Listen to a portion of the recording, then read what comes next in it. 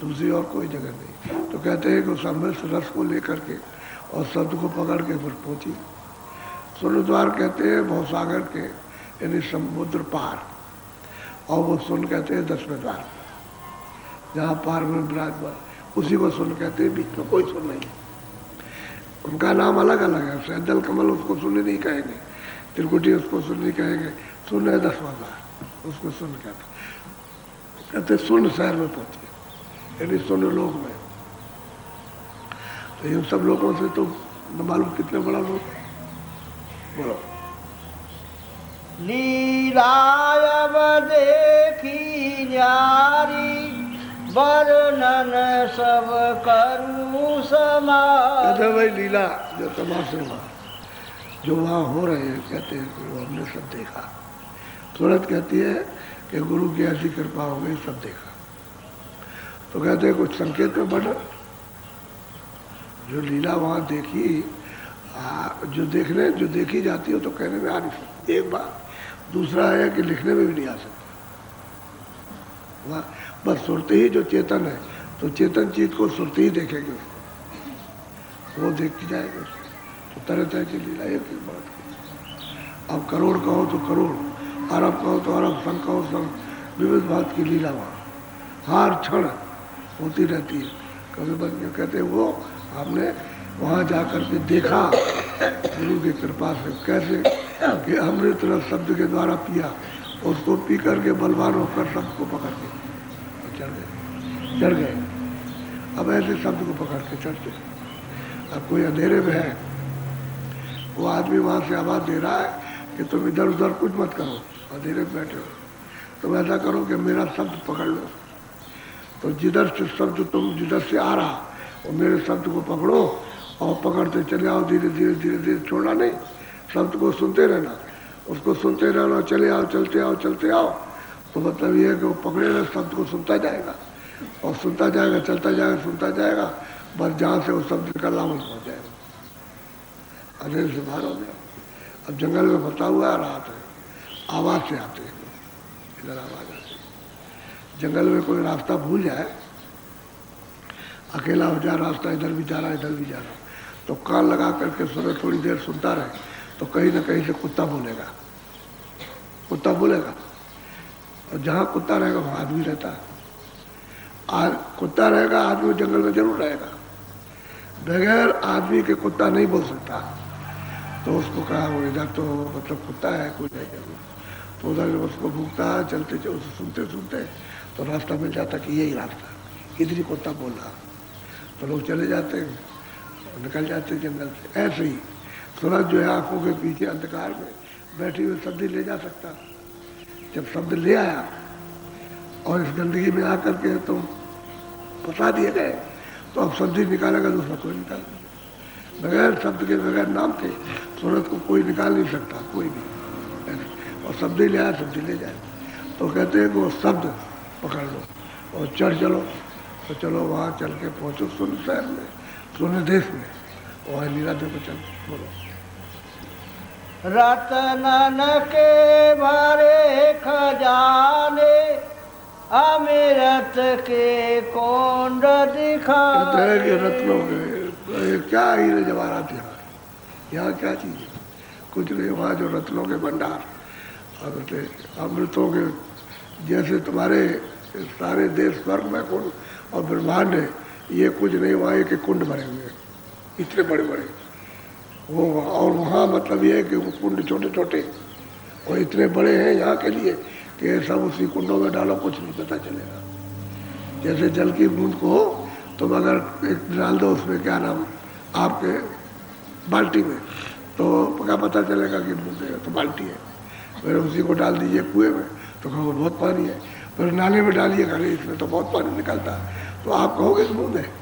ऐसे ही कुंड जा बजा, जगह जगह अनंतों बेशुमार संख्यों कहते हैं कुंड भरे। ऐसी लीला और तमाशे तो सूरत ने जाकर के सब देखा। अब देखती है, अब कैसे वर्णन करें, क्योंकि वहाँ यहाँ कोई खाका तो है नहीं कि भाई खींच दिया जाए वहाँ का तो ये ऐसा होगा। यहाँ तो पर्दा है और पर्दे में बैठेगा नहीं। अगर यहाँ का पर्दा मिट्टी का इसका उसका बना करके बताया जाए तो पर्दा बात नहीं है, तो समझ में नहीं आएगा। अब सूरत वहाँ जाके देखती है और देख करके सब उसका आनंद लेती है। बोलो। हीरो की खान खुलानी, लालन की देख निशानी। अब ये है सब कुछ वहाँ पर, कौन सा जवाहरात वहाँ नहीं है। अब असली तो जवाहरात वहाँ मिलेंगे, यहाँ जवाहरात कहाँ, वो सब चेतन ही चेतन है। वहाँ कोई जड़ता का कोई नाम निशान कोई पर्दे का नहीं है, सब चेतन ही चेतन। तो ये खाने खुल गए, जितना आप उसको देखो पियो, आगा आगा के पियो तो वही हो जाओ। बोलो। सूरज और चांद अनंता, तारों का मंडल बंधता। अब कहते हैं कि अनंतो यानी सूरज अनंतो चांद, तो मतलब ये है कि जब इतने सूरज चांद अनंतों गिनने में नहीं आ सकते, कहते हैं कि ये खिले हुए हैं। अब वो आकाश कितना ऊंचा होगा और कितनी पृथ्वी लंबी होगी, कितनी कोमल होगी, बकवल भी तो उसका कुछ नहीं कर सकता। यहाँ कोई चीज़ इतनी मुलायम है नहीं। जमीन तो सुरतों की सब ऊपर है, जीवात्माओं की जमीन ऊपर है, खाली स्थूल शरीर की जमीन ये है और लिंग शरीर की जमीन इसके ऊपर, इस आँखों के ऊपर में लिंग शरीर, तो उसकी जमीन ऊपर रहने की। वो लोग यहाँ नहीं रहते, आकर स्वर्ग वैकुंठ में जो रहते हैं वो यहाँ नहीं रहते, वो इससे ऊपर रहते हैं। तो वो ये मंडल नहीं है, ये स्थूल मंडल है 5 तत्वों का, जल पृथ्वी अग्नि वायु आकाश, उसका ये मंडल। और आप उसी में बंद हो, उसी शरीर में 5 तत्वों के शरीर में। लेकिन जब इससे ऊपर निकल जाओ तो मतलब लिंग शरीर का मंडल है, तो उसकी जमीन ऊपर है।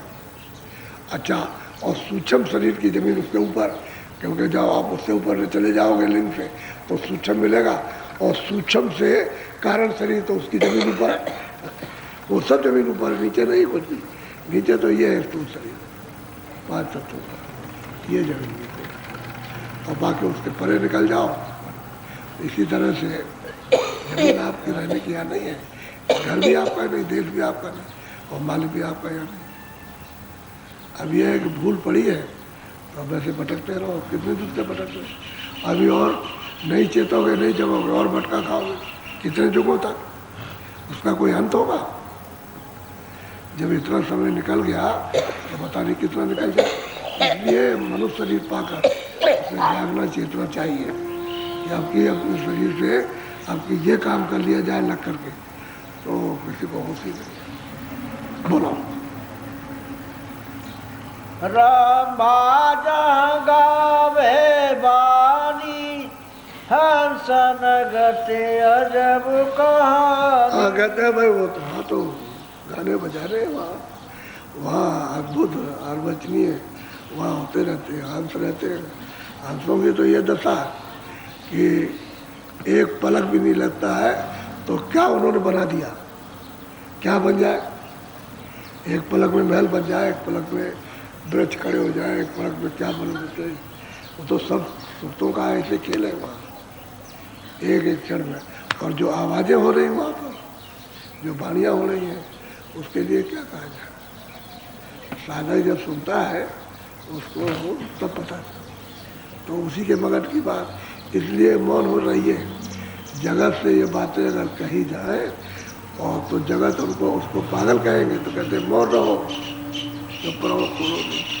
तुम अगर किसी से कह दो कि मुझको ये घाट पे बैठ के आँख से ये चीज़ दिखाई देती है, तो 100 बात बुरी बनी और आपको मूर्ख बनाएंगे, तो मूर्ख हो।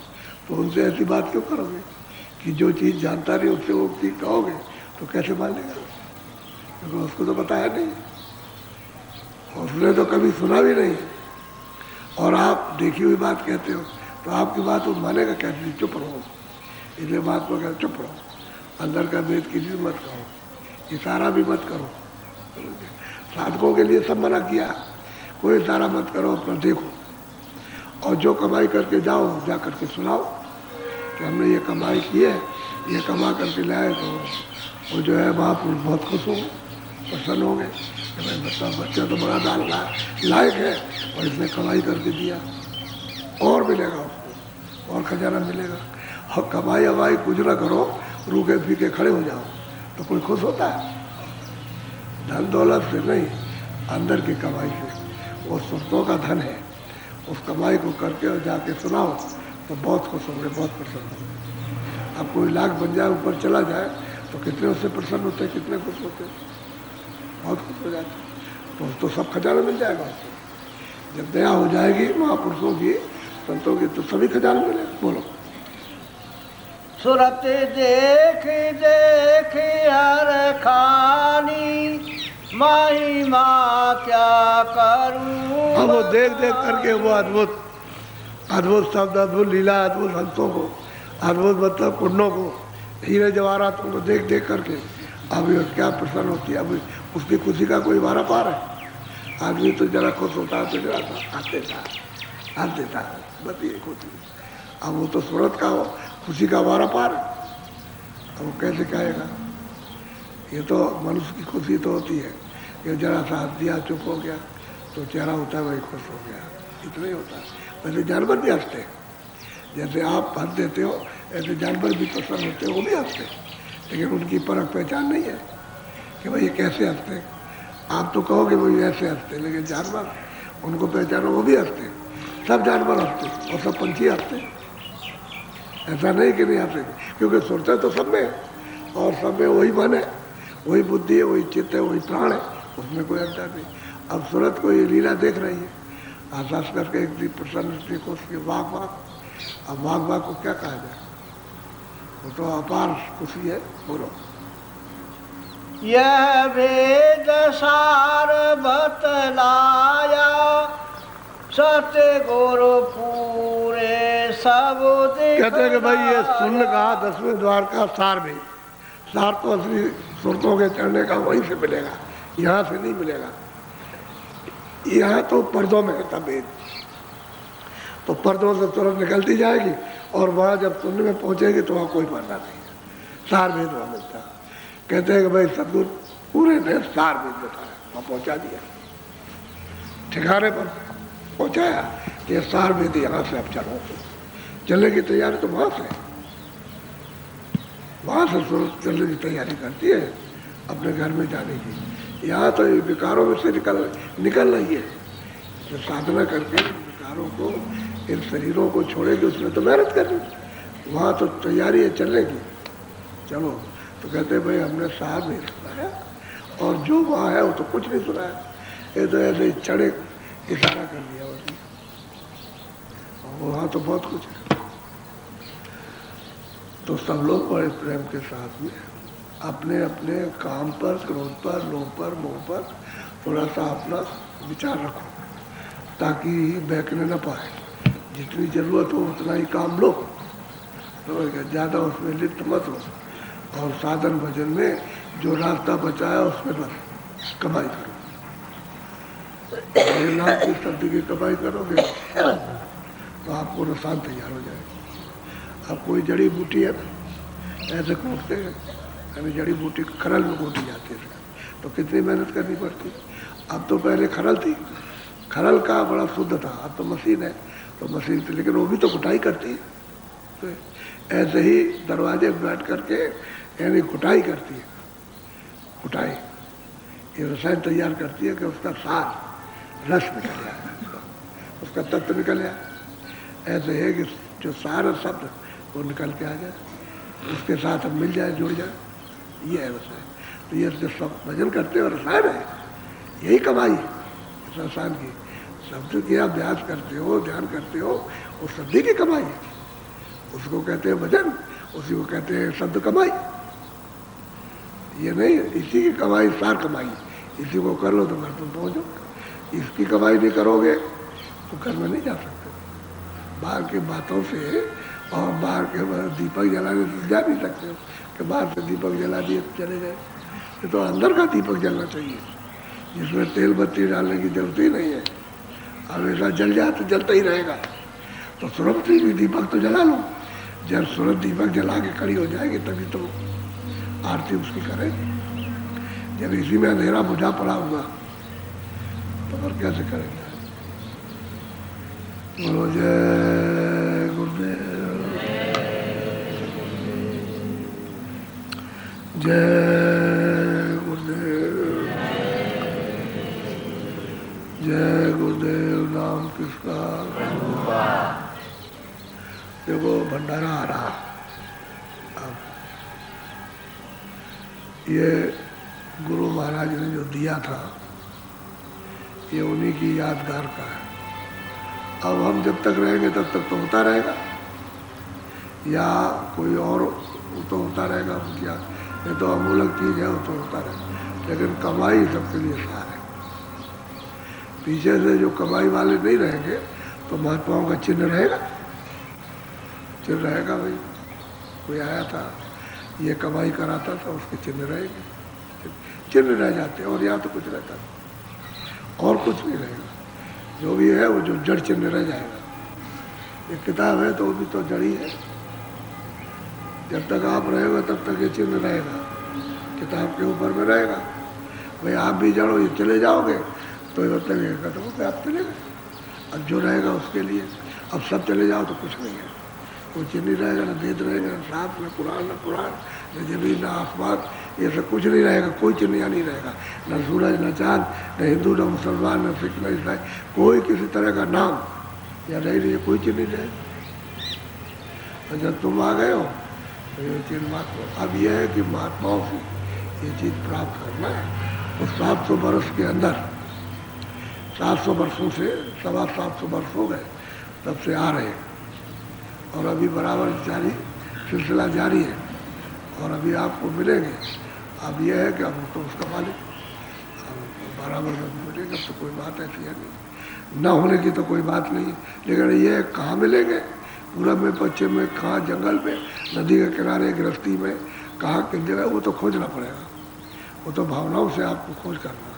जब भावना से खोज करोगे तब श्रद्धा रखे हुए तो कहीं ना कहीं मिल जाएगा। वो तो ऐसे मिलते हैं कि जैसे अचानक चले जा रहे हो तो प्यासा है तो कुआं मिल गया।